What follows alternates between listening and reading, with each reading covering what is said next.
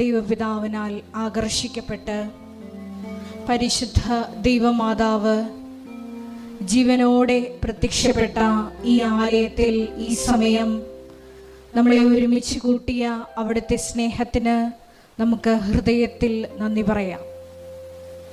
2004 December 7-ാം തീയതി ഉച്ചകഴിഞ്ഞ് 2:30 ഇതുപോലുള്ളൊരു ആരാധനാ മധ്യേയാണ് ദൈവമാതാവ് സമയഘടികാരം നെഞ്ചിൽ ചാർത്തി ഈ അൾത്താരയിൽ പ്രത്യക്ഷയായിക്കൊണ്ട് ദുരന്തം ഉണ്ടാകുവാൻ പോകുന്നു, പ്രാർത്ഥിക്കണമെന്ന വലിയ ദൈവിക സന്ദേശം കൈമാറിയത്. ജീവിതത്തിൻ്റെ വിവിധ ദുരന്ത മുഖങ്ങളിലായിരുന്നു കൊണ്ടാണ് നമ്മളും പരിശുദ്ധ ദൈവമാതാവ് പറഞ്ഞതുപോലെ ദുരന്തമുഖത്തെ അതിജീവിക്കുവാൻ മരിയൻ ഉടമ്പടിയെടുത്ത് പ്രാർത്ഥിക്കുന്നത്. കൃപാസനത്തിൽ നാളിതുവരെ മരിയൻ ഉടമ്പടിയെടുത്ത് പോയിട്ടുള്ള മുഴുവൻ മക്കളെയും ഈ അൾത്താരയിൽ സമർപ്പിച്ച് നമുക്ക് ഒരു നിമിഷം മൗനമായിട്ട് പ്രാർത്ഥിക്കാം. പരിശുദ്ധ പരമദിവ്യകാരുണ്യത്തിന് ആരാധനയും സ്തുതിയും പുകഴ്ചയും ഉണ്ടായിരിക്കട്ടെ. പരിശുദ്ധ പരമദിവ്യകാരുണ്യത്തിന് ആരാധനയും സ്തുതിയും പുകഴ്ചയും ഉണ്ടായിരിക്കട്ടെ. പരിശുദ്ധ പരമദിവ്യകാരുണ്യത്തിന് ആരാധനയും സ്തുതിയും പുകഴ്ചയും ഉണ്ടായിരിക്കട്ടെ. അമ്മേ പരിശുദ്ധയമ്മേ, അമ്മേ പരിശുദ്ധ അമ്മേ, ദൈവമാതാവേ, ദൈവമാതാവേ, കൃപാസനത്തിലൂടെ ഞങ്ങൾക്കും ഞങ്ങളുടെ ദേശത്തിനും അമ്മ മാധ്യസ്ഥം തേടിത്തന്ന എല്ലാ അനുഗ്രഹങ്ങൾക്കും കൃപകൾക്കും ഞങ്ങളിപ്പോൾ ഹൃദയം നിറഞ്ഞ നന്ദി പറയുന്നു. നമുക്ക് ഒരുമിച്ച് സ്തുതിക്കാം. ഹല്ലേലൂയ. ആരാധന കുടുംബത്തിന് നൽകുന്ന സമാധാനത്തിന്, ജീവിത പ്രശ്നങ്ങൾ പരിഹരിക്കുവാൻ നൽകുന്ന സഹായത്തിന്, രോഗസൗഖ്യത്തിന്, അങ്ങനെ ആശ്രയിക്കുവാനുള്ള കൃപയ്ക്ക് യേശുവേ നന്ദി. ആരാധന മഹത്വം കർത്താവേ, സ്തുതി കർത്താവേ, ആരാധന മഹത്വം. ഹല്ലേലൂയ ഹല്ലേലൂയ ഹല്ലേലൂയ ആമേൻ. ഹല്ലേലൂയ ഹല്ലേലൂയ ഹല്ലേലൂയ ആമേൻ. പരിശുദ്ധ പരമദിവ്യകാരുണ്യത്തിന് ആരാധനയും സ്തുതിയും പുകഴ്ചയും ഉണ്ടായിരിക്കട്ടെ. പരിശുദ്ധ പരമദിവ്യകാരുണ്യത്തിന് ആരാധനയും സ്തുതിയും പുകഴ്ചയും ഉണ്ടായിരിക്കട്ടെ. പരിശുദ്ധ പരമദിവ്യകാരുണ്യത്തിന് ആരാധനയും സ്തുതിയും പുകഴ്ചയും ഉണ്ടായിരിക്കട്ടെ. അമ്മേ പരിശുദ്ധയമ്മേ, അമ്മേ പരിശുദ്ധ അമ്മേ, ദൈവമാതാവേ, 2004 ഡിസംബർ 7-ാം തീയതി ഉച്ചകഴിഞ്ഞ് 2:30 കൃപാസനത്തിൽ സംഭവിച്ച അമ്മയുടെ പ്രത്യക്ഷപ്പെടലിനെ കുറിച്ച് തിരുസഭയ്ക്ക് സമർപ്പിച്ചിരിക്കുന്ന പഠനരേഖകളുടെ വസ്തുനിഷ്ഠവും ദൈവശാസ്ത്ര വിധിപ്രകാരമുള്ളതുമായ അന്വേഷണ പഠനങ്ങൾ നടത്തി ആ പ്രത്യക്ഷപ്പെടലിലൂടെ പ്രകടമായ ദൈവമാതാവിന്റെ പ്രത്യേക കരുതലും സംരക്ഷണവും വെളിപ്പെടുത്തുന്ന പീഡിതരുടെ ആശ്വാസവും പ്രവാചകന്മാരുടെ രാജ്ഞിയും വാഗ്ദാനത്തിന്റെ പേടകവും പ്രകൃതിയുടെ മാതാവുമായ പരിശുദ്ധ അമ്മയുടെ ഭക്തി തിരുസഭയിൽ കൂടുതൽ പ്രചരിച്ച് ജീവിതത്തിന്റെ ദുരന്ത അവസ്ഥകളിൽ അകപ്പെട്ട് കഴിയുന്ന അനേകായിരം മക്കൾക്ക് ദൈവത്തിന്റെ സാന്നിധ്യവും സന്ധിപ്പും കൂടുതൽ അനുഭവിക്കുക വഴി ആത്മീയ വിശുദ്ധിയും ദൈവശക്തിയും കൈവരിക്കുവാൻ ഞങ്ങളുടെ കുടുംബങ്ങളെ ഇടയാക്കണമേ. ഒരുമിച്ച് സ്തുതിക്കാം. ഹല്ലേലൂയ. യേശുവേ നന്ദി കർത്താവേ. ആരാധന മഹത്വം കർത്താവേ. ഈ ധ്യാനത്തിലൂടെ സന്ദേശങ്ങൾ നൽകി സഹായിക്കണമേ. രോഗങ്ങളെ സൗഖ്യപ്പെടുത്തണമേ. ജീവിത പ്രശ്നങ്ങൾക്ക് പരിഹാരം നൽകണമേ. കടബാധ്യതകൾ മോചിപ്പിക്കണമേ. സ്ഥലസംബന്ധമായ വിഷയങ്ങൾക്ക് പരിഹാരം നൽകണമേ. വിദേശ യാത്രയുടെ തടസ്സങ്ങൾ നീക്കണമേ. ആഗ്രഹിച്ച് പ്രാർത്ഥിക്കുന്ന നിയോഗങ്ങളെ അനുഗ്രഹിക്കണമേ. ഹല്ലേലൂയ കർത്താവേ. ആരാധന മഹത്വം കർത്താവേ. സ്തുതി കർത്താവേ. ആരാധന ആരാധന ആരാധന ആരാധന മഹത്വം. ഹല്ലേലൂയ ഹല്ലേലൂയ ഹല്ലേലൂയ ആമേൻ. ഹല്ലേലൂയ ഹല്ലേലൂയ ഹല്ലേലൂയ ആമേൻ. പരിശുദ്ധ പരമദിവ്യകാരുണ്യത്തിന് ആരാധനയും സ്തുതിയും പുകഴ്ചയും ഉണ്ടായിരിക്കട്ടെ. പരിശുദ്ധ പരമദിവ്യകാരുണ്യത്തിന് ആരാധനയും സ്തുതിയും പുകഴ്ചയും ഉണ്ടായിരിക്കട്ടെ. പരിശുദ്ധ പരമദിവ്യകാരുണ്യത്തിന് ആരാധനയും സ്തുതിയും പുകഴ്ചയും ഉണ്ടായിരിക്കട്ടെ. അമ്മേ പരിശുദ്ധ അമ്മേ, അമ്മേ പരിശുദ്ധ അമ്മേ, ഭൂസ്വർലോകങ്ങളുടെ രാജ്ഞിയായ അങ്ങയ്ക്ക് ഭൂമസംരക്ഷണത്തിനായി പ്രപഞ്ച പ്രകൃതിയെ തന്നെ തിരുസഭ പ്രതിഷ്ഠിക്കുവാൻ ഈ പ്രത്യക്ഷീകരണം വഴി ഇടയാക്കണമേ.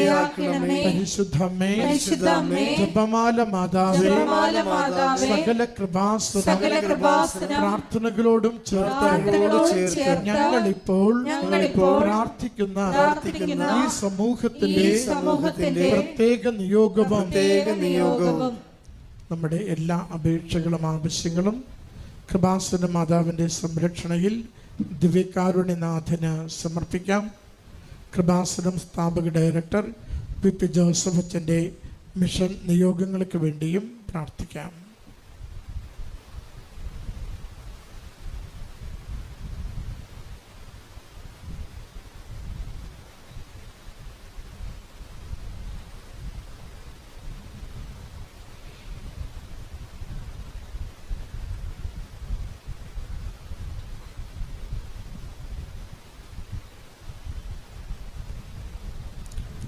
അമ്മയുടെ പ്രത്യക്ഷീകരണത്തിന്റെ ഈ അനുഗ്രഹവേളയിൽ ഞങ്ങൾക്ക് സാധിച്ചു തരുവാൻ കനിയണമേ.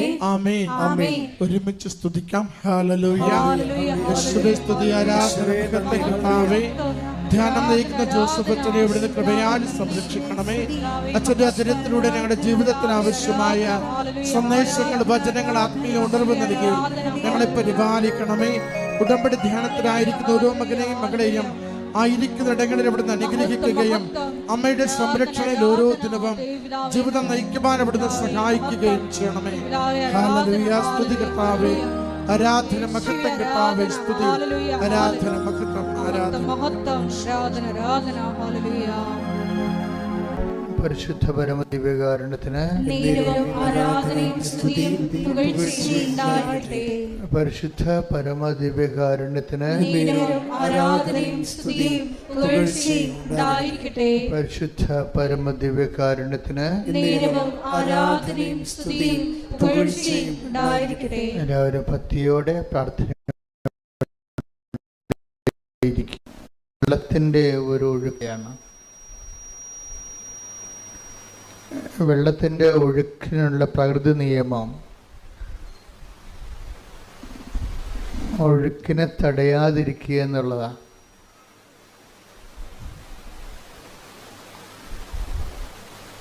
വെള്ളത്തിൻ്റെ ഒഴുക്കിനുള്ള ഒരു പ്രകൃതി നിയമം എന്താ? അവിടെ മാനുഷികമായ ഇടപെടലിൽ ഒഴുക്കിനെ തടയാതിരിക്കുക. ഇപ്പം മദ്രാസിലൊക്കെ വെള്ളപ്പൊക്കം വന്നപ്പോൾ അതിൻ്റെ പഴയ മദ്രാസ് പട്ടണത്തിൻ്റെ പഴയ ബ്ലൂ പ്രിൻറ്റിൽ ഒത്തിരിയേറെ അരുവികളും പുഴകളും ഒഴുകിക്കൊണ്ടിരുന്ന സ്ഥലമാണ്. പിന്നീട് വർഷകാലത്ത്. പിന്നീട് വേനൽക്കാലം വന്നപ്പോൾ ആൾക്കാർ വെള്ളമൊഴുക്കിനെക്കുറിച്ച് മറന്നു, അവിടെ എല്ലാം വീട് വെച്ചു. പിന്നീട് വർഷം വന്നപ്പോൾ, മഴ വന്നപ്പോൾ സ്വാഭാവികമായിട്ട് വെള്ളം ഒഴുകണ സ്ഥലത്ത് കൂടി വെള്ളം ഒഴുകിപ്പോയപ്പോൾ തടസ്സമുള്ളത് കൊണ്ട് വെള്ളപ്പൊക്കം ഉണ്ടായി.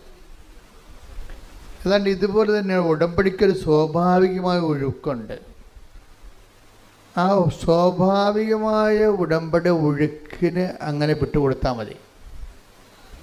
അപ്പം എന്താ സംഭവിക്കുന്നത്? ബാക്കി ഇതിൻ്റെ അകത്തുള്ള നമുക്ക് കൃപാസനത്തിൽ മരിയൻ ഉടമ്പടിക്ക് റിസ്ക് ഇല്ലാത്തത് എന്താണെന്നറിയാവോ? റിസ്ക് ഇല്ലാത്തതിന് കാരണം പല വിഷയങ്ങൾ, ഇപ്പം ഞാനൊരു സാക്ഷ്യം കേട്ടുകൊണ്ടിരിക്കുകയായിരുന്നു. ആ സാക്ഷ്യത്തിൽ ഒരു പ്രൊഫസറാണ്, പ്രൊഫസർ ടോയ് തോമസ്. അപ്പം അദ്ദേഹത്തിൻ്റെ വൈഫിനാണ് അസുഖം.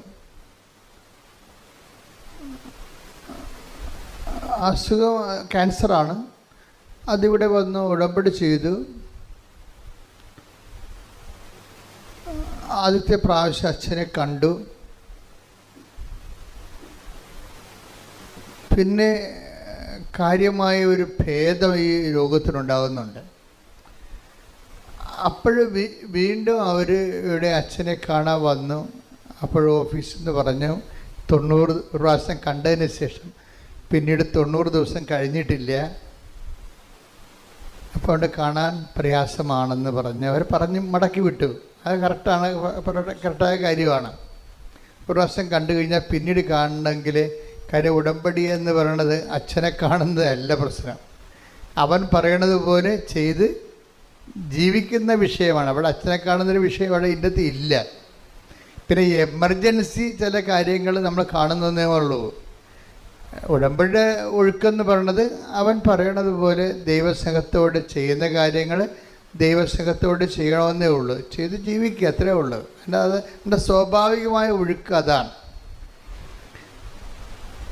സ്വാഭാവികം നമുക്ക് റിസ്ക് ഇല്ലെന്ന് ഞാൻ പറഞ്ഞതിൻ്റെ കാരണം, അപ്പോൾ എല്ലാ കാര്യത്തിനും ഒരു റിസ്ക് ഉണ്ടല്ലോ. ഇപ്പം നമ്മൾ ഒരു വ്യവസായം തുടങ്ങിയാൽ പോലും ഏറ്റവും കൂടുതൽ റിസ്ക് എന്താണ്? അതിൻ്റെ മാർക്കറ്റിംഗാണ് റിസ്ക്. ഏറ്റവും കൂടുതൽ പ്രയാസമുള്ളത് അതിൻ്റെ മാർക്കറ്റിംഗാണ്. മാർക്കറ്റിംഗ് നടന്നാൽ തന്നെ ബില്ല് പാസ്സായി നമ്മുടെ അക്കൗണ്ടിലേക്ക് വരുന്നവരെ റിസ്ക് ഇങ്ങനെ കടന്നിരിക്കും. ഉടമ്പടിക്ക് റിസ്ക് ഇല്ലെന്ന് പറഞ്ഞതിൻ്റെ കാരണം ഇത് മാതാവിൻ്റെ പ്രത്യക്ഷീകരണവുമായിട്ട് ബന്ധപ്പെട്ട് വന്നിട്ടുള്ള ഒരു ദൈവ സംവിധാനമാണ്. അതാണ് ഇതിനെക്കുറിച്ച് കൃത്യമായിട്ട് ഉടമ്പടിയെക്കുറിച്ചുള്ള first hand knowledge, primary knowledge എന്താണ്. അതൊരു ബിബ്ലിക്കൽ കോൺസെപ്റ്റാണ് കവനൻ്റ്, ദാറ്റ്സ് ഓക്കെ, ക്ലിയർ. പക്ഷേ കൃപാസനത്തിൽ ഉടമ്പടി വന്നിരിക്കുന്നതിൻ്റെ കാരണം മാതാവിൻ്റെ പ്രത്യക്ഷ സമയഘടികാരം നെഞ്ചിൽ ചാർത്തിക്കൊണ്ട് 2004 ഡിസംബർ 7 ദുരന്തമുണ്ടാകാൻ പോണ് പ്രാർത്ഥിക്കണമെന്ന് പറഞ്ഞ ദൈവത്തിൻ്റെ തിരുമനസ്സുണ്ട് പ്രാർത്ഥിക്കുക. അപ്പോൾ എന്ത് പ്രാർത്ഥിക്കണം, എങ്ങനെ പ്രാർത്ഥിക്കണം, അതിൻ്റെ ഉത്തരമാണ് ഉടമ്പടി എടുത്ത് പ്രാർത്ഥിക്കുക എന്നുള്ളത്. അതാണ് പ്രാർത്ഥന. ഉടമ്പടി എടുത്ത് പ്രാർത്ഥിക്കുക. ഉടമ്പടി എടുത്ത് പറയുമ്പോൾ ദൈവവും നമ്മളും തമ്മിൽ ഒരു ബയലാറ്ററൽ എഗ്രിമെൻറ്റിൽ വിശുദ്ധീകരിച്ചും ശക്തീകരിച്ചും കൊണ്ട് ഇരിക്കുന്ന ഒരു ദൈവ പൈതലിനെ പ്രാർത്ഥിക്കാനുള്ള സ്വാഭാവികമായ ഒരു റൈറ്റുണ്ട്. അതിൻ്റെ ഒരു എഫിക്കഷ്യസ് ആയിട്ടുള്ള പ്രെയറാണത്, ഫലപ്രദമായ രീതിയിലുള്ള പ്രാർത്ഥന. നമുക്ക് എന്ത് വേണമെങ്കിലും പ്രാർത്ഥിക്കാം, ആർക്ക് വേണമെങ്കിലും പ്രാർത്ഥിക്കാം, പക്ഷെ കേൾക്കണമെന്നൊരു നിർബന്ധമില്ല. പക്ഷെ ഉടമ്പടിയിൽ കേട്ടേ മതിയാകത്തുള്ളൂ. എന്താ കാര്യം? അത് ഉടമ്പടി പ്രകാരമാണ് നമ്മൾ അതിൻ്റെ അകത്ത് ദൈവമായിട്ട് ഇൻട്രാക്ട് ചെയ്യണത്. എൻ്റെ പേര് ജോസഫ് കെ ജെ. ഞാൻ മാനന്തവാടി രൂപത ഉണ്ടയങ്ങാടി ഇടവകമാണ്.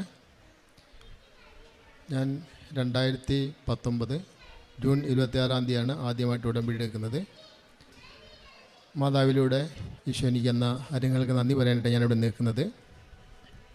ആദ്യമായിട്ട് ഈ കഴിഞ്ഞ ദുഃഖവെള്ളിയാഴ്ച എനിക്കുണ്ടായ ഒരു മരണത്തിൽ നിന്ന് രക്ഷപ്പെട്ട അനുഭവത്തെപ്പറ്റി ഞാൻ പറയാൻ ആഗ്രഹിക്കുന്നത്. ഞാനൊരു ഇലക്ട്രിക്കൽ എഞ്ചിനീയറാണ്. അപ്പോൾ ഇലക്ട്രിസിറ്റിയെ പറ്റി എനിക്ക് നല്ല ജ്ഞാനമുണ്ട്. എൻ്റെ വീട്ടിൽ ദുഃഖവെള്ളിയാഴ്ച എല്ലാ പോയിൻറ്റുകളിലും വാട്ടർ സപ്ലൈയിൽ വരെ കറണ്ട് വരാൻ തുടങ്ങി, ഷോക്ക് അടിക്കുന്നു. അപ്പോൾ ആ സമയത്ത് ഒരു ഇലക്ട്രീഷ്യൻ കിട്ടാൻ ബുദ്ധിമുട്ടുള്ളതുകൊണ്ട് ഞാൻ തന്നെ ശരിയാക്കാമെന്ന് വിചാരിച്ചു. നോക്കുമ്പോൾ എർത്ത് റോഡ് പൊട്ടിക്കിടക്കുന്നതായിട്ട് കണ്ടു. അപ്പോൾ കറണ്ട്, മൈന്യൂട്ട് കറണ്ട് പോലും എർത്തിലൂടെ പോകാത്തതുകൊണ്ടാണ്, ലീക്കാകാത്തതുകൊണ്ടാണ് ഇങ്ങനെയെന്ന് എനിക്ക് മനസ്സിലായതുകൊണ്ട് ഞാൻ തന്നെ ഒരു എർത്തിന് ഒരു ചെറിയ കുഴിയെടുത്ത് എർത്ത് റോഡ് അടിച്ചപ്പോൾ അതിൽ ഇറങ്ങി പോകാത്തതുകൊണ്ട് ഞാൻ അതിൽ കുറച്ച് വെള്ളം ഒഴിച്ചു. അതിനുശേഷം ഞാൻ എർത്ത് റോഡ് കയ്യിലെടുത്തു. ഞാൻ എർത്ത് വയറും മറ്റൊരു കയ്യിൽ പിടിച്ചു. എനിക്ക് ഇലക്ട്രിസിറ്റി നന്നായിട്ട് കൈകാര്യം ചെയ്യാമെന്ന് അറിയാവുന്നതുകൊണ്ട് ഞാൻ ഈ ഷോക്ക് അടിക്കില്ല എന്ന് തന്നെ വിചാരിച്ച വിശ്വാസത്തിലായിരുന്നു. പക്ഷെ അറിയാതെ തന്നെ ഞാൻ ഈ എർത്ത് റോഡ് വെള്ളത്തിലേക്ക് മുക്കി. ആ നിമിഷം അതിശക്തമായിട്ട് കറണ്ട് എന്നിലൂടെ കടന്നു പോകാൻ തുടങ്ങി. അപ്പോൾ എനിക്ക് അറിയാം ഈ കറണ്ട് എർത്ത് റോഡിൽ നിന്ന് കൈവിട്ടാൽ എനിക്ക് രക്ഷപ്പെടാൻ പറ്റും. പക്ഷേ കൈയുടെ വിരലുകളെല്ലാം നിവർത്താൻ പറ്റാത്ത പോലെ അതേ അവസ്ഥയിൽ തന്നെ ഇരിക്കുകയാണ്. അപ്പോൾ എനിക്ക് കൈ വിടാൻ പറ്റുന്നുണ്ടായിരുന്നില്ല. ഞാൻ എന്ത് ചെയ്യുമെന്ന് ഇരിക്കുമ്പോൾ പെട്ടെന്ന് പുറകിൽ നിന്നൊരു ശബ്ദം കേട്ടു, ജോസഫ് പിന്തിരിഞ്ഞോടൂ. അപ്പോൾ ഒരു സ്ത്രീ ശബ്ദമാണ്, തീർച്ചയായിട്ടും മാതാവാണ് എന്നോട് പറഞ്ഞതെന്ന് എനിക്കറിയാം. ഞാൻ ആ ശബ്ദം കേട്ട് അന്നേരം തന്നെ ഞാൻ പുറകോട്ട് തിരിഞ്ഞ് ഓടിപ്പോയപ്പോൾ എൻ്റെ കയ്യിൽ നിന്ന് ഇറുത്തവയർ തന്നെത്താനെ തെന്നി നീങ്ങിപ്പോയി. ആ നിമിഷം ഞാൻ കരണ്ടിൽ നിന്ന്, ഷോക്കിൽ നിന്ന് രക്ഷപ്പെട്ടു. ഒരുപക്ഷെ അങ്ങനെ എന്നോട് പറഞ്ഞില്ലായിരുന്നെങ്കിൽ ഞാൻ ആ ഷോക്ക് അടിച്ച ആ നിമിഷം ഒന്ന് മരിച്ചു പോകേണ്ടതായിരുന്നു. അമ്മ മാതാവിലൂടെ ഈശോ എന്ന അനുഗ്രഹത്തിന് നന്ദി പറയുന്നു. രണ്ടാമതായിട്ട് മറ്റൊരു അനുഭവമാണ്. ഞാൻ സ്കൂട്ടർ സൈഡ് സ്റ്റാൻഡ് നിർത്തിയായിരുന്നു. പെട്ടെന്ന് സ്റ്റാൻഡ് ശരിക്കും നിന്നില്ല. അതിന് മുമ്പ് തന്നെ ഞാൻ കൈവിട്ടുപോയി. സ്കൂട്ടർ മറിഞ്ഞ് എൻ്റെ കാലിലേക്ക് വീണു. സ്കൂട്ടറിൻ്റെ സ്റ്റാൻഡ് എൻ്റെ കാലിലെ പെരുവിരലിൽ ശക്തമായിട്ട് ഇടിച്ചു. കാലിൻ്റെ പെരുവിരൽ നന്നായിട്ട് ചതഞ്ഞു, നീല നിറത്തിലായി. അപ്പം നല്ല ശക്തമായ വേദന ഉണ്ടായിരുന്നു. ഞാൻ മാതാവിൻ്റെ തൈലം എടുത്ത് പുരട്ടി. അത് കഴിഞ്ഞിട്ട് പ്രാർത്ഥിക്കുക. പക്ഷേ അതിന് വേദന നിൽക്കുന്നുണ്ടായിരുന്നില്ല. വൈകുന്നേരം ആയപ്പോഴേക്കും വലത് കാലിൻ്റെ പെരുവിരലിൻ്റെ വലിപ്പം ഒരു തക്കാളിയുടെ വലിപ്പമായി, നല്ല നീല നിറത്തിലായി. ഞാൻ കിടക്കുകയായിരുന്നു. വേദനിച്ചുകൊണ്ട് ഇനി എന്ത് ചെയ്യണമെന്നറിയാതെ വിഷമിച്ച് പ്രാർത്ഥനയോട് കിടക്കുമ്പോൾ പെട്ടെന്ന് പിന്നെയും എന്നോട് ശബ്ദം പറയും, നീ ഒരു തലേനെ എടുത്ത് വെച്ച് കാല് പൊന്തിച്ച് വെക്കൂ. 2-3 പ്രാവശ്യം ഇങ്ങനെ ആവർത്തിച്ച് പറഞ്ഞു. എന്നിട്ട് പറഞ്ഞു, കാലിലെ ദുഷിച്ച രക്തം ഹൃദയത്തിലേക്ക് ഒഴുകി പോട്ടെ. അപ്പോൾ ഞാൻ പെട്ടെന്ന് ഒരു തലേനെ എടുത്ത് വെച്ചു, കാലിൻ്റെ അടിയിൽ വെച്ച് കാല് പൊന്തിച്ച് വെച്ച് കിടന്നു. ആ വേദനയോട് അങ്ങനെ ഞാൻ പ്രാർത്ഥിച്ച് കിടന്നുറങ്ങിപ്പോയി. പിറ്റേ ദിവസം നേരം വെളുക്കുമ്പോൾ എൻ്റെ കാലിൽ അങ്ങനെ ഒരു ചതവിൻ്റെയോ അല്ലെങ്കിൽ രക്തം കെട്ടിക്കിടുന്നതിൻ്റെ യാതൊരു ലക്ഷണം ഉണ്ടായിരുന്നില്ല. എനിക്ക് പരിപൂർണ്ണ സൗഖ്യം ലഭിച്ചു. അമ്മ ഈശോയുടെ നന്ദി അനുഗ്രഹത്തിന് ഞാൻ നന്ദി പറയുന്നു. മൂന്നാമതൊരു അനുഭവം എന്ന് വെച്ചാൽ, ഞാനും എൻ്റെ ഭാര്യയും കൂടി സ്കൂട്ടറിൽ യാത്ര ചെയ്യുമായിരുന്നു. ഭാര്യയാണ് ഡ്രൈവ് ചെയ്തിരുന്നത്, ഞാൻ ബേക്കിലിരിക്കുകയായിരുന്നു. പെട്ടെന്ന് നിയന്ത്രണം വിട്ട് സ്കൂട്ടർ തെന്നിപ്പോയി, മറിഞ്ഞ് സ്കിഡ് ചെയ്ത് ദൂരത്തേക്ക് തെറിച്ചു പോയി. ഭാര്യ തെറിച്ച് അടുത്തുള്ള ചാലിലേക്ക് വീണു. പിന്നാലെ ഞാനും അതുപോലെ തന്നെ തെറിച്ച് വീണു. പക്ഷേ എനിക്ക് അനുഭവപ്പെട്ട എന്താ വെച്ചാൽ, ആരോ എന്നെ എടുത്ത് മെല്ലെ ഒരു കുഴിയിലേക്ക് എടുത്തു വെക്കും പോലെ ഒരാപത്തോ ഒരു പോറലൊന്നും പറ്റാതെ ഞങ്ങൾ 2 പേരും വീണു. അന്ന് ഉടമ്പടിയിലായിരുന്നുകൊണ്ട്, മാതാവിൻ്റെ സംരക്ഷണം ഉണ്ടായിരുന്നുകൊണ്ടാണ് ഞാൻ രക്ഷപ്പെടാൻ പറ്റിയെന്ന് വിചാരിക്കുന്നു. മാതാവിന് ഞാൻ നന്ദി പറയുന്നു. പിന്നെ ഒരു അനുഭവം എന്താണെന്ന് വെച്ചാൽ, ഞാൻ ഹോസ്റ്റൽ നടത്തുന്നുണ്ട്. അപ്പോൾ ആ ഹോസ്റ്റലിലെ മെയ്ഡ് അവിടെ ജോലി ചെയ്യുന്നതിൽ ഒരു തിരക്കായിരുന്നു. അപ്പോൾ ഞാൻ വിചാരിച്ചു അവരെ സഹായിക്കാമെന്ന് വിചാരിച്ചിട്ട് ചോറ് തിളപ്പിക്കാനുള്ള വെള്ളം ഒരു പാത്രത്തിൽ ഞാൻ എടുത്തു. അപ്പോൾ ആ ഗിസറിലാണ് ചൂടുണ്ടായിരുന്നത്. 75 ഡിഗ്രി സെൻറ്റിഗ്രേഡ് ചൂടുള്ള വെള്ളം ഞാൻ പാത്രത്തിൽ എടുത്തുകൊണ്ട് വന്നപ്പോൾ അത് സ്റ്റൗവിൽ വെക്കുമ്പോൾ തന്നെ എൻ്റെ കയ്യിൽ തെന്നി താഴേക്ക് വീണ് എൻ്റെ കാല് മുഴുവൻ തിളച്ച വെള്ളം വീണു. ഞാൻ ഇറങ്ങി ഓടി. അപ്പോൾ അവർ പറഞ്ഞിട്ടുണ്ടായിരുന്നു പെട്ടെന്ന് കൊണ്ട് ഐസ് വെള്ളത്തിലേക്ക് വെക്ക്. പക്ഷേ അറിയാം, പൊള്ളിയ കാല് ഐസ് വെള്ളത്തിൽ വെച്ച് കഴിഞ്ഞാൽ പിന്നീട് നമുക്കത് തിരിച്ചെടുക്കാൻ പറ്റില്ല. അങ്ങനെ അനുഭവം ഉണ്ടാകുക. അപ്പോൾ എപ്പോഴും വെള്ളത്തിൽ വെക്കണം തോന്നലുണ്ടാവും. അതുകൊണ്ട് ഞാൻ വെള്ളത്തിലൊന്നും വെച്ചില്ല. പകരം ഞാൻ പോയി മാതാവിൻ്റെ വിശുദ്ധ തൈലം എടുത്ത് ഞാൻ കാലിൽ പുരട്ടി. അപ്പോൾ പാലിൽ പുരട്ടി കൊണ്ടിരിക്കുമ്പോൾ തന്നെ പെട്ടെന്ന് പോലീസ് സ്റ്റേഷനിൽ എനിക്ക് ഒരു കോള് വന്നു. പെട്ടെന്ന് നിങ്ങളുടെ സ്റ്റുഡൻസിൻ്റെ എല്ലാ രേഖകളും എടുത്തുകൊണ്ട് പോലീസ് സ്റ്റേഷനിൽ ഹാജരാകണമെന്ന് പറഞ്ഞു. അപ്പോൾ ഞാൻ വിചാരിച്ചു, മാതാവ് ഇത്രയൊന്നും പറഞ്ഞിട്ടാണ് ഈ പോലീസ് സ്റ്റേഷനിലൂടെ വിളിപ്പിക്കുന്നത്. എന്തായാലും ഞാൻ എല്ലാ രേഖകളുമായിട്ട് ഞാൻ അവിടെ പോലീസ് സ്റ്റേഷനിൽ ചെന്നു. അപ്പോൾ അവർ പിന്നെ കുറച്ചുകൂടെ രേഖകളൊക്കെ വേണമെന്ന് പറഞ്ഞ് എനിക്ക് പിന്നെ അക്ഷയയിൽ പോകേണ്ടി വന്നു. അങ്ങനെ ആ ദിവസം മുഴുവൻ ഞാൻ തിരക്കിലായിരുന്നു. പക്ഷേ വൈകുന്നേരം വന്ന് കിടക്കാൻ നേരത്ത് എനിക്ക് ഓർമ്മ വന്നു, എൻ്റെ കാലിൽ തിളച്ച വെള്ളം വീണല്ലോ, കാലിൽ പൊള്ളിയിട്ടില്ല, വേദനയില്ല, യാതൊന്നുമില്ല. കർത്താവിന് നന്ദി പറയുന്നു. പിന്നെ എൻ്റെ ഒത്തിരി അനുഭവങ്ങളുണ്ട്, പക്ഷേ അതൊക്കെ മക്കളും കുടുംബമായിട്ടുള്ള അനുഭവങ്ങളാണ്. അത് പിന്നെ ദിവസം പറയാൻ വിചാരിക്കുകയാണ്. പക്ഷേ എൻ്റെ 4 മക്കളും ജീവിത മക്കളും ഞങ്ങൾ 6 പേരാണ്. കൊറോണ കാലത്ത് ഞങ്ങൾ എല്ലാവരും നെറ്റിയിൽ തൈലം തൊട്ട് പ്രാർത്ഥിക്കുമായിരുന്നു. എന്നിട്ട് പ്രാർത്ഥിക്കുമായിരുന്നു, അമ്മേ ഞങ്ങൾക്ക് ഈ കൊറോണ അസുഖത്തിൽ നിന്നും ഞങ്ങളുടെ കുടുംബത്തെ സംരക്ഷിക്കണമേ. അത്ഭുതം എന്ന് പറയട്ടെ, ഞങ്ങൾക്ക് ഒരാൾക്കും 6 പേരിൽ ഒരാൾക്ക് പോലും കൊറോണ വന്നില്ല. കർത്താവിൻ്റെ സംരക്ഷണത്തിനെയാണ് ഞാൻ ഉറച്ചു വിശ്വസിക്കുന്നു. എൻ്റെ മക്കൾ 4 പേര് ജോലി കഴിഞ്ഞ സമയത്ത് പഠിച്ചുകൊണ്ടിരിക്കുമ്പോൾ തന്നെ ഞാൻ നിയോഗത്തിൽ വെച്ചിരുന്നു. ജോലി കഴിഞ്ഞ ഉടനെ അവർക്ക് പഠനം കഴിഞ്ഞ തന്നെ അവർക്ക് ഉടനെ ജോലി ലഭിക്കണമെന്ന് പ്രാർത്ഥിച്ചിരുന്നു. ഞാൻ നിയോഗത്തിൽ വെച്ചിരുന്നു. അതുപോലെ തന്നെ ജോലി കഴിഞ്ഞ 1 മാസത്തിനുള്ളിൽ ഓരോരുത്തരും പഠനം കഴിഞ്ഞിറങ്ങിയ ഓരോ മാസത്തിനുള്ളിൽ 4 മക്കൾക്കും ജോലി കിട്ടി. കർത്താവ് നന്ദി പറയുന്നു. എൻ്റെ പ്രേക്ഷിത പ്രവർത്തനം എന്ന് വെച്ചാൽ ഞാൻ മാഗസിൻ വാങ്ങിച്ച് തമിഴ്, കന്നഡം, മലയാളം 3 ഭാഷയിൽ ഞാൻ വാങ്ങിക്കാറുണ്ട്. കർണാടകത്തിലെ മൈസൂർ, കുടക് ഞങ്ങളുടെ ഡിസ്ട്രിക്റ്റുകളിൽ കൊടുക്കാറുണ്ട്. തമിഴ്നാട്ടിലെ ഗൂഡല്ലൂർ ഡിസ്ട്രിക്റ്റുകളിൽ കൊടുക്കാറുണ്ട്. അതുപോലെ കേരളത്തിലൊക്കെ സയൻസ് സ്ഥലങ്ങളിൽ ഞാൻ സുവിശേഷ വേല ചെയ്യാറുണ്ട്. കാരുണ്യ പ്രവൃത്തികളെന്ന് വെച്ചാൽ ഞാൻ അഗതി മന്ദിരങ്ങളിൽ ഭക്ഷണം കൊടുക്കാറുണ്ട്. അതുകൂടാതെ നടുവ് തളർന്ന് കിടക്കുന്ന രോഗികളെ കണ്ടുപിടിച്ച് അവർക്ക് വേണ്ടി ഞാൻ സഹായങ്ങൾ ചെയ്തു കൊടുക്കാറുണ്ട്. അവർക്ക് അമ്മയുടെ തൈലം പുരട്ടാറുണ്ട്. പല രോഗങ്ങളിൽ നിന്നൊക്കെ അവർക്ക് മോചനം ലഭിച്ചായിട്ട് കണ്ടിട്ടുണ്ട്. ഒരു ദിവസം നടുവ് തളർന്ന് കിടക്കുന്ന, നടുവിന് ക്ഷതം വായിച്ച ഒരു രോഗിയുടെ അയാൾക്ക് കാലിന് താഴത്തേക്ക് മുറിവ് വേദന അനുഭവപ്പെടില്ല. അപ്പോൾ കിടക്കുമ്പോൾ അയാളുടെ കാല് എലി കരണ്ട് നിന്നിട്ട് പോയി. എലി വന്ന് കടിച്ചു. അയാളത് അറിഞ്ഞില്ല. പിന്നെ അത് മുറിവ് ഉണങ്ങുന്നുണ്ടായിരുന്നില്ല. ഒരു 15 ദിവസമായിട്ട് മുറിവ് ഉണങ്ങുന്നുണ്ടായിരുന്നില്ല. അപ്പോൾ ഞാൻ ഈ മാതാവിൻ്റെ തൈലം കൊണ്ട് പുരട്ടി. എന്നിട്ട് പറഞ്ഞു പോലെ ഉപ്പിട്ട് കഴുകുകയാണെന്ന് പറഞ്ഞു. അത്ഭുതമെന്ന് പറയട്ടെ, 3 ദിവസം കൊണ്ട് ആ രോഗിക്ക് ആ മുറിവ് ഉണങ്ങിക്കിട്ടി. വചനം ഞാൻ വായിക്കാറുണ്ട്. ഞാൻ 7 പ്രാവശ്യത്തിൽ കൂടുതൽ സമ്പൂർണ്ണമായിട്ട് ബൈബിൾ വായിച്ചിട്ടുണ്ട്. അത് ആദ്യം തൊട്ടേ വായിക്കാറുണ്ടായിരുന്നു. പിന്നെ എല്ലാ ദിവസവും അരമണിക്കൂർ നോക്കാറില്ല, സാധിക്കുന്നത്രയൊക്കെ വായിക്കാറുണ്ട്. ഇപ്പോൾ വായന ഏറ്റവും എനിക്ക് ഇഷ്ടപ്പെട്ട ഭാഗം യോഹന്നാൻ്റെ സുവിശേഷമാണ്. കാരണം ആത്മാവിൻ്റെ സുവിശേഷം എന്നാണ് പറയുന്നത്. ഏറ്റവും കഠിനമായ ഭാഗമാണെങ്കിലും അത് വളരെ സന്തോഷത്തോടെ വായിക്കാൻ എനിക്ക് കഴിയുന്നുണ്ട്. കുമ്പസാരിക്കാറുണ്ട്.